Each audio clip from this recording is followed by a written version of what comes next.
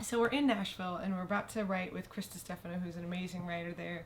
And Abner was sitting at the piano at my dad's house, and he's just playing. I think I'm feeding Joaquin breakfast, and we're just kind of hanging out and thinking about like what we want to write later that day. And he starts kind of tinkering around, and all of a sudden I hear, "All I see are angels, and all these streets of gold that lead to you." And I look up, and he was looking at Joaquin and I. And it was really, really sweet.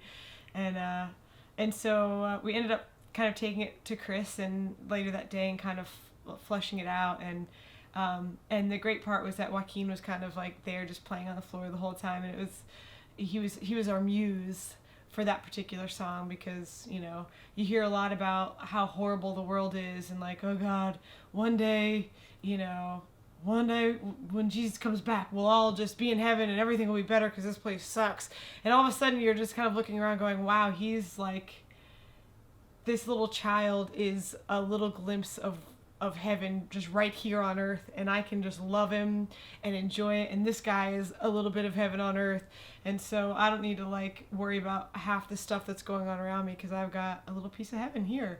And so it was really fun, and I'll never forget in my life singing "You're my hallelujah" and seeing Joaquin on the floor just like playing with his toys and drooling on himself. And I thought, man, I don't think I could love you more, even though you just crapped your pants.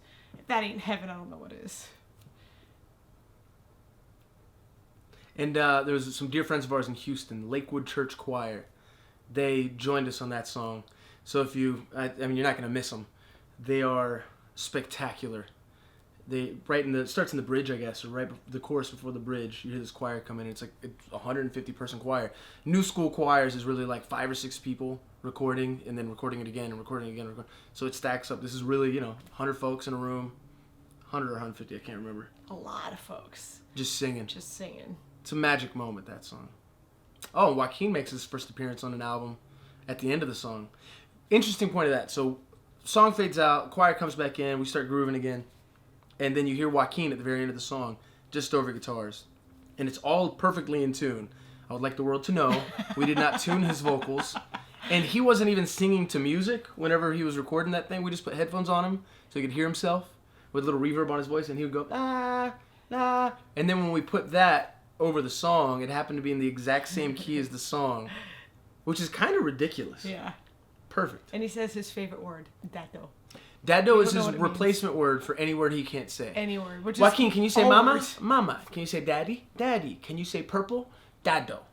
Can you say turquoise? Dado. Can you say truck? So I'm very Dado. happy we got his favorite word on there.